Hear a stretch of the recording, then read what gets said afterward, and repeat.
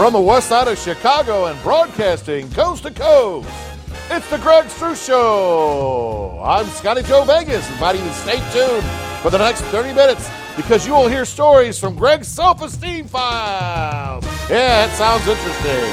And have a topics. And now here's the man who's paid for the shindig on layaway, Mr. Gregory Struss. Scotty Joe Vegas. Hey. I cannot believe that we are finally starting after a very elongated wait. I like that word, elongated. Greg Struss coming to you almost live here from the west side of Chicago, better known as what? Elmhurst? Elmhurst, Illinois. And people are like, that's not the west side. It is in the far west side, okay? So when you get a show, you can call it whatever you want, right? Amen. That's how I look at it. Amen. So anyway, Chesh, hello, como esta? It's great to have you back here at the Greg Struss Show. And I'm just reminding you to remember, because spring is upon us, to remember to pick up your squirrel's nuts in the backyard, of course. That was a little sloppy. I thought so.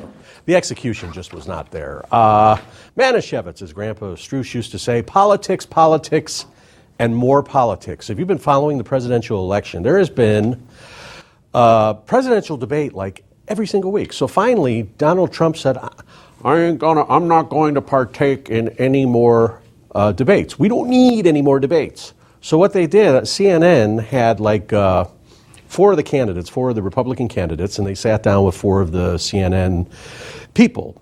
So Wolf Blitzer interviewed Mr. Trump, of course, and I was predicting this as I was watching it. I was predicting this, that Anderson Cooper was going to be interviewing Hillary Clinton, and he did. And then I don't know about the other ones because I tuned out. See. So anyway, much to the chagrin, Donald Trump is doing very well.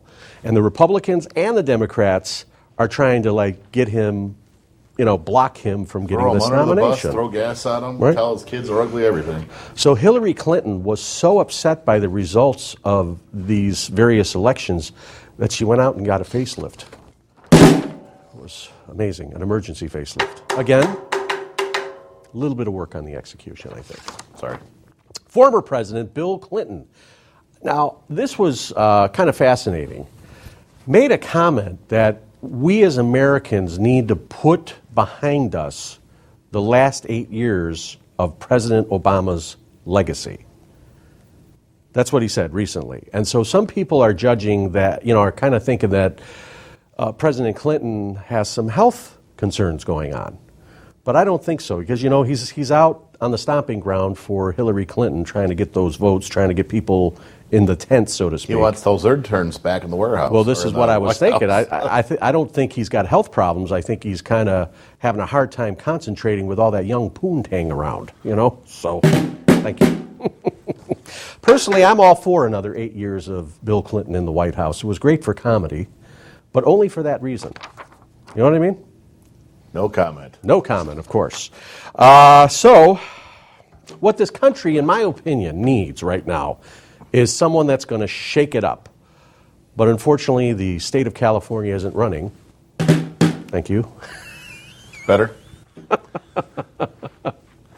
It was loud. It was... Great show this week. As usual, we have taboo topics. All right. And I like this from the files of Greg's Self-Esteem. Because, we talk every week about recovery on this show. We talk about all kinds of things. And I think self-esteem is very important. It's a very important component in our life. And I think back on this journey in life, almost 48 years, long time, and how self-esteem played into things. But I got some stories from the self-esteem files that hopefully will have a lesson in it, some entertainment, and some shock value, right? Some tainment. Not tangment, not poontangment. I was talking about entertainment. Entertainment. Entertainment, big boy. Now, Bob is really proud. We have Bobby Moodgers directing tonight. Hey, look at there. I'm like some excellent big, job. He says, a little hot on a coat. He says, you talk to Scott all the time, but we never see him. That's right. And I thought that was a brilliant idea, so thank you, Bobby. Anyway, I'm Greg. This is shot here. Hey, got okay. Oh, there you are. Let's see you again over here. Let's see this shot. Okay. Camera 3. Here, over Camera 2. Camera 3. There we are. Hey! Anyway, here we go. I'm Greg. This is The Struss Show. We're reinventing community television here from the west side of Chicago. Thank you for joining us, and we'll be back in just a moment.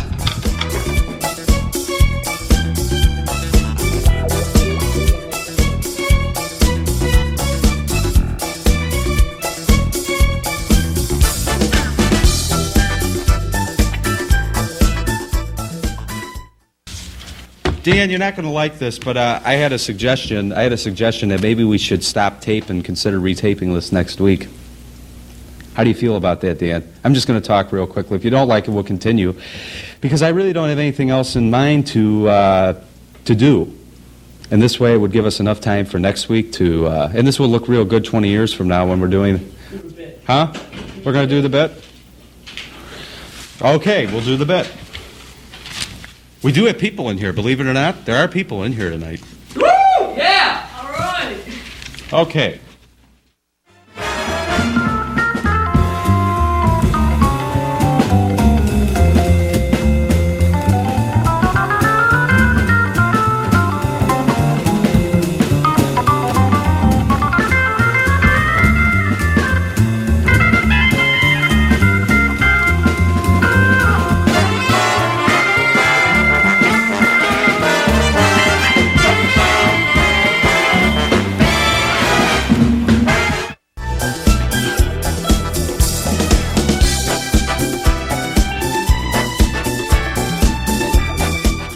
Welcome back to the Greg Struss Show, and coming to you almost live here from Studio 688 North here at Comcast Central in Elmhurst. Great to have you along. Scotty Joe Vegas is here in his hepatitis yellow coat, but we'll talk a little bit about that in a little bit. Yes. Yes, of course. How are you doing? I mean, I just was wondering if you were okay today. I inhaled some White Castle today and tried to get around 59th Street and got lost a few different times in the great city of Chicago. And it's tough having a trailer and a van and heavy wood and people taking stuff off the back of it. And Heavy wood? I saw a lot of prostitutes today, which I was not very happy about. But Is it morning wood or another kind of wood? it was, yes. Okay. I do apologize for not wearing a tie, and I do apologize for being late this evening, but I brightened up everybody's life with my Easter coat. Do you see the contrast? I'm wearing dark tonight. And It's you're the drama. It's the drama, and I don't have any drama. what was it called? The mask, the drama mask, and the other entertainment. The happy mask Happy and the drama and the mask. that's I the forget two what of it's called, like the theater thing. The drama mask. It used to be like on Make Me Laugh. Anyway, we want to say thank you for watching, and of course, a special hello to all of our friends who work in the very difficult field of law enforcement. Okay? Law enforcement, police officers all around the country, all around the world, have a very tough job, and especially with all the shenanigans that have been going on, it's getting tougher. And you know, having worked in law enforcement on the civilian side, okay, I was not a police officer, I am not a police officer, never represented myself as a police officer. I did receive the highest, what do you call it, the highest honor in saying, Struss, man, you're one of us. And I thought that was great, because we would start talking, when I was working at the Riverdale Police Department, a group of people, a group of the guys, as we used to say, would be sitting around talking about some private things. And I said, do you want me to get up and leave this conversation? Oh, no, don't worry, you're one of us. And I thought that was so cool. But years later, it kind of clicked that, oh, wow, they accepted me in their circle, and they trusted me. Tim Rogers from our high school said I was family too, because I said I was from the Mo. Well, anyway, Sorry. usually 911, like dispatchers, don't really have a lot of contact with police officers, and the police officers get all the attention. Now, the 911 people have to get all the information, disseminate it, and get that out on the broadcast as quickly and efficiently as possible. So it was always the W's, like when you're working in journalism, who, what, where, why, how, and then in police work, weapons. You want to know if a weapon is involved because it was an officer safety issue. So officer goes, responds to a domestic battery, or on a traffic stop, and all of a sudden, somebody with a weapons offense, you disseminate that information, you get it out, and you let them know, so they're not getting hurt. So it's a tough job. Somebody's got to do it. They're out there, and today's a very tough time to be a police officer, I think. Yep. And in any field, there's people that are good at what they do, and there's people that abuse it. But I think more often than not, the police officers that are working have a tough job. They are guarding their community and making sure that all of their fellow officers are remaining safe. So we thank you for tuning in. And protecting their brethren. Yes, of course. So anyway, and if you see a police officer on the street, say thank you for your service. And they'll look at you like nuts. Not because you want to get off on a ticket, not because you want to brown nose them, but to thank them for a tough job that they do. All right, so that's what we say at the top. I don't know of if you this hour. say thank you for your service, but I'm glad you're here. Whenever I go through the airports, I always thank the people that go through the luggage. I thank them every time. It says, I'm glad you're here. Thank you for protecting us. And I'll be doing that this Easter weekend when I go somewhere where I'm not telling anybody where I'm going. Okay. I can't imagine where it is. But I always say be safe. I said be safe. Because I think that's important. Because it makes them think, like, okay, one bad decision and it's like it can cost you a life, cost you your career. So be safe. I always say that. Anyway, you can watch the Greg Struss Show on YouTube.com and, of course, on, what's the other one? Vimeo. Vimeo.com. We've got to Vimeo. upload some stuff on there. We finally have our editing equipment fixed out here. So I can do our backlog of shows. Dan was asking, when are you going to put some new shows on? And I was like, as soon as the equipment out here is fixed. And he's still married? He's still married. I'm questioning this because I saw some pictures. I was like, yes. Oh, not on Facebook. No, I was just glancing. Okay. So anyway, back in I feel like I'm just talking a mile a minute here. You want me to go up here, or do you want me to go back for you to have that straight? What do you want? What are we going to talk about? What about your self-esteem issues? No, we're going to talk about that a little bit later. Okay. Anyway, I want to talk about making a career change. And it's funny how things work. You've pretty much have had the same job in the same field for most of your life, right? Well, I've had different jobs, but yes, I would say the majority of my life, yes. Okay, so it started out, your first job obviously was with the company, right? I was a grunt.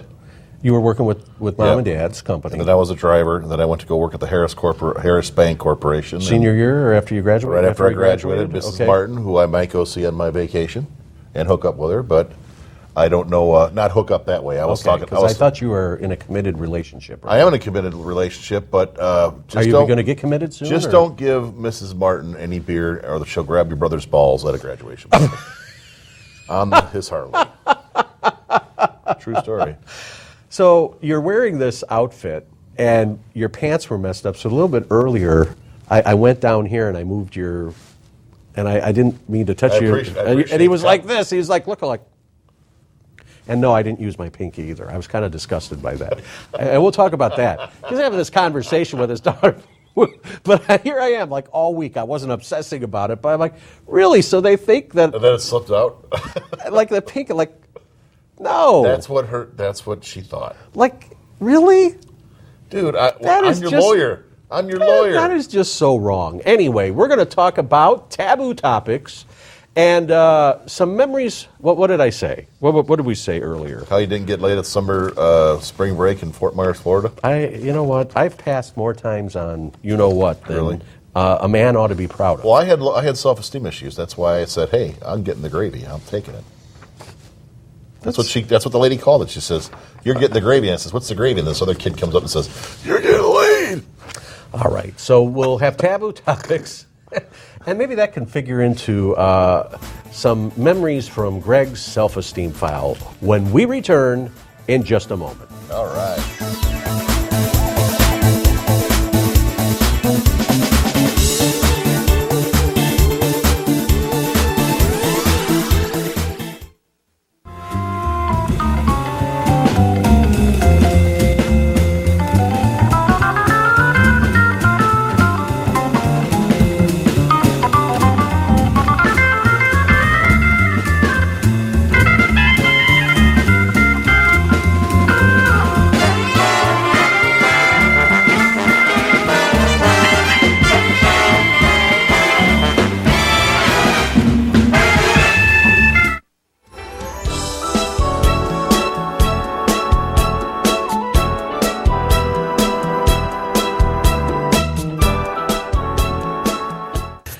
Yellow, and not the color of Scott's Teeth.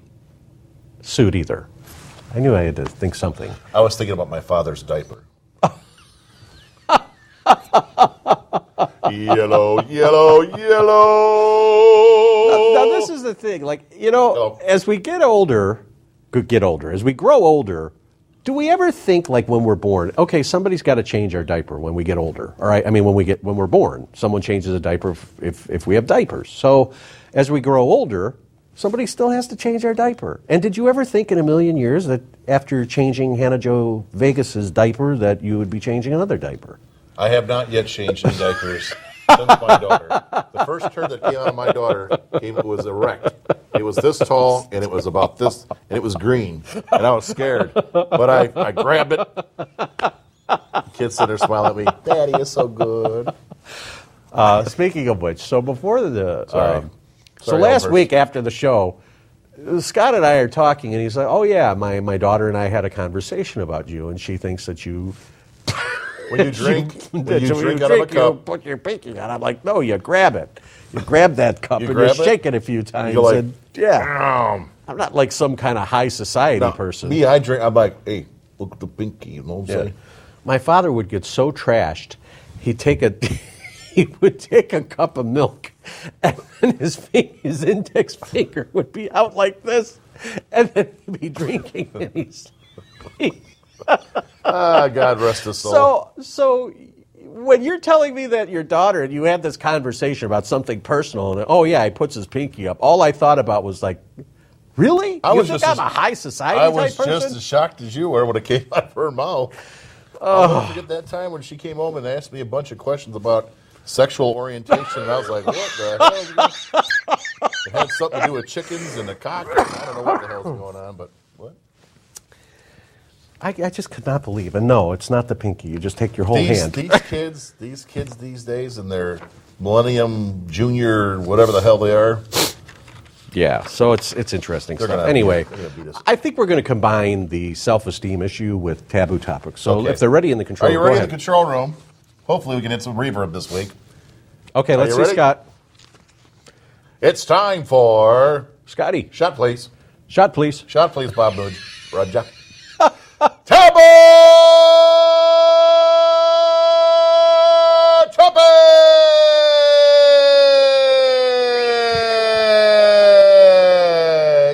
Okay, thank you for that. Ooh. It was almost worth all that time we waited for you tonight.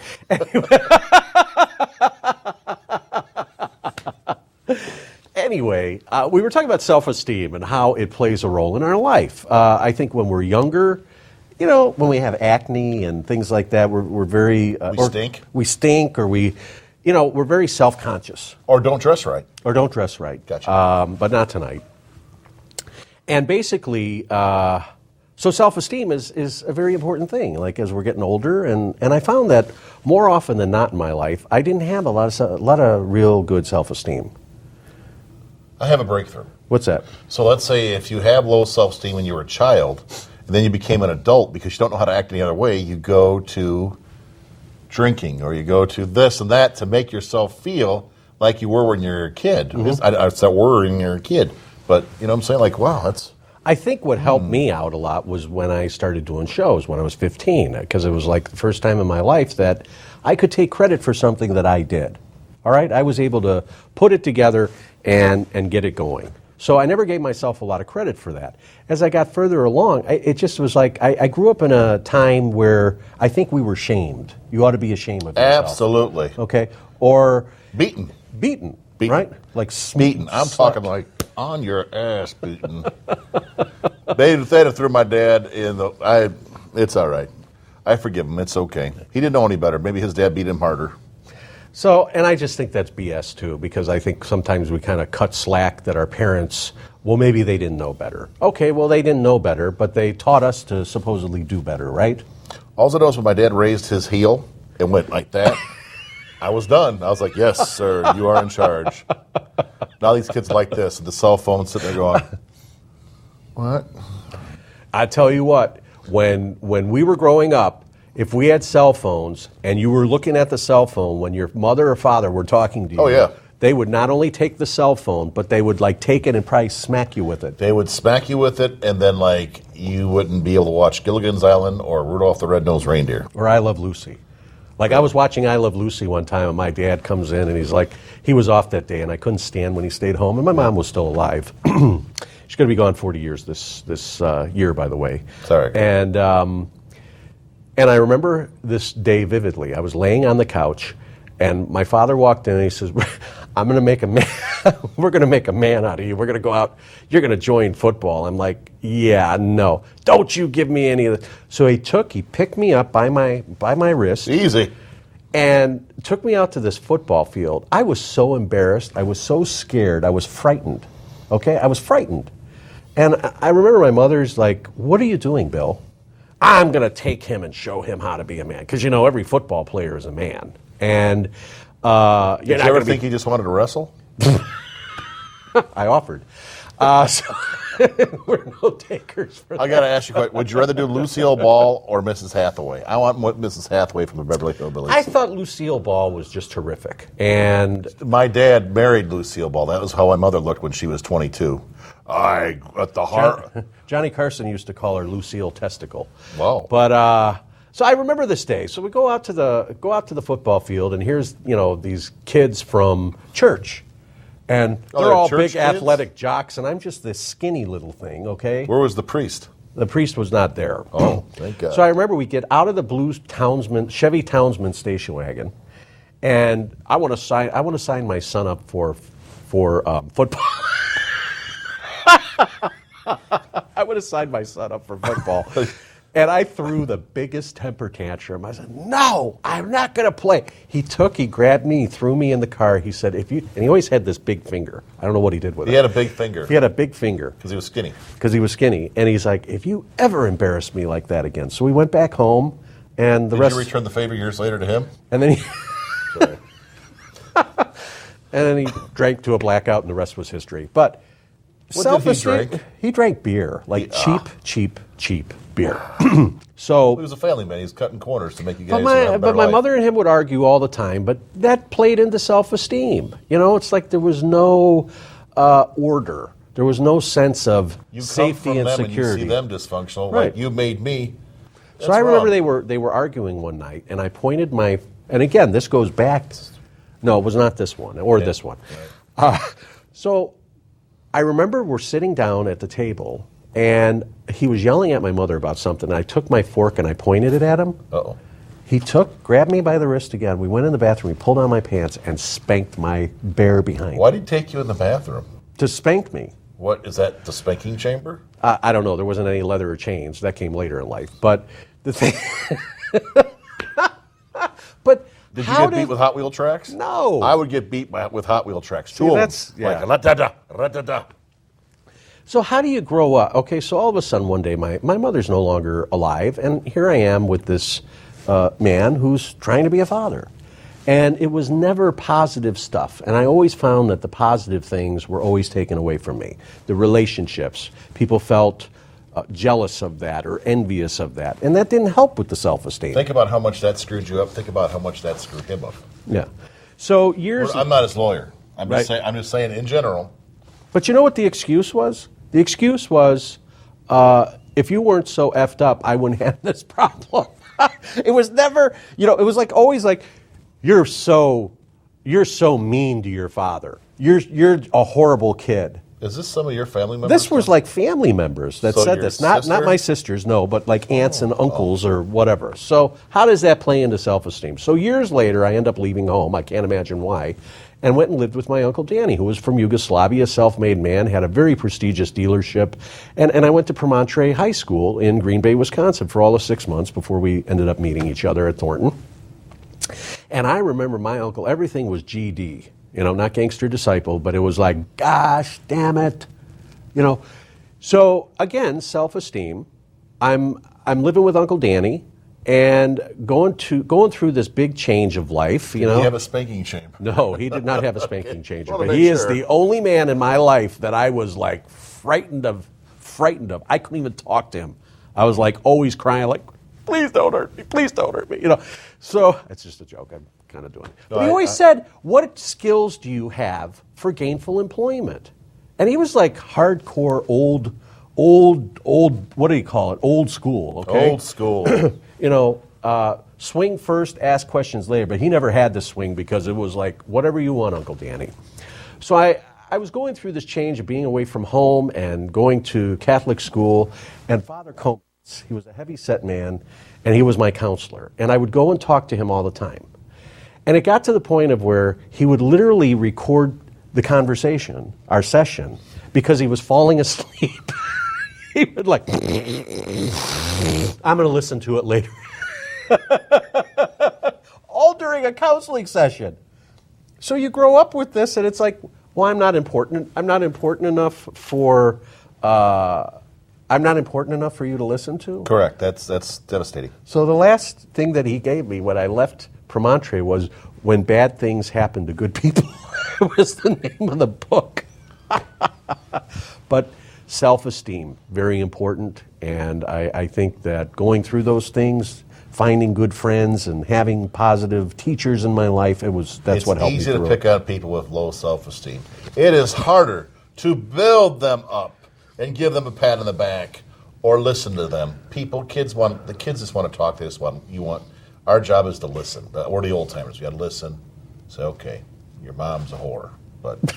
Oh, you heard that too. A pinky, give me a break. I was embarrassed by that. Like, okay, that doesn't make me sound like much of a man, does it? Okay, whatever. So anyway, we were talking about self-esteem a little bit, and one last thing about this, and one last thing about what Uncle Danny taught me.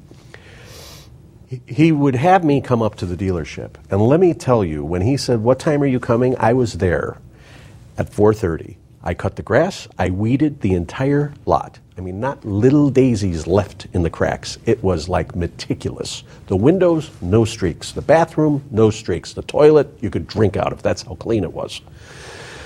So, Is he still living? I think Uncle Dan, he lives near you. I wanted to go to Stevens Point to see him when I came up to see you. Well, Stevens Point's 8 miles away from us. Yeah, and I haven't seen him in almost 30 years. What's his last name? 20 years, Hinnick. Yes, he had a dealership there too. We got 2 minutes, go ahead. We got 2 minutes. But the story is, he taught me responsibility in his way, and skills that I use to this very day. Because when I go to my job, the first thing I do, I wash the windows, clean the floor. Take the homeless people out. And I do it all, and people see it. But I do it for myself because it reminds me that, you know what? There was a time when that's all I had. I was able to wash windows, I was able to mop the floor, and that got me through. So I try to pass that on. People are like, well, you're a manager. Why are you doing that? Because I try to lead by example. It's called manipulation. By doing the windows, everybody feels inferior. I know what you mean. I did the same thing. Oh, I got the floor tonight. Okay. Hire some homeless guy to clean it up. But I did it, and I still do it, because I never want to lose sight of where I came from, in terms of that I'm better than doing something. Because you know what? When the day comes that I have somebody to ask to do it, I know that they can't complain because you know what? I do it. You're the soldier. Amen. Amen. This was great. This was great therapy. Great therapy, ladies and gentlemen. Support me down by Greg. Anyway, we want to thank Bobby Booter, our director tonight, Kenny Lena on sound. He just stepped in. Man, I never did it before, and I'm like sure he did a great job. He complimented you on your coat. Thank you. And I didn't bring a tie tonight. I do apologize. Have a red tie.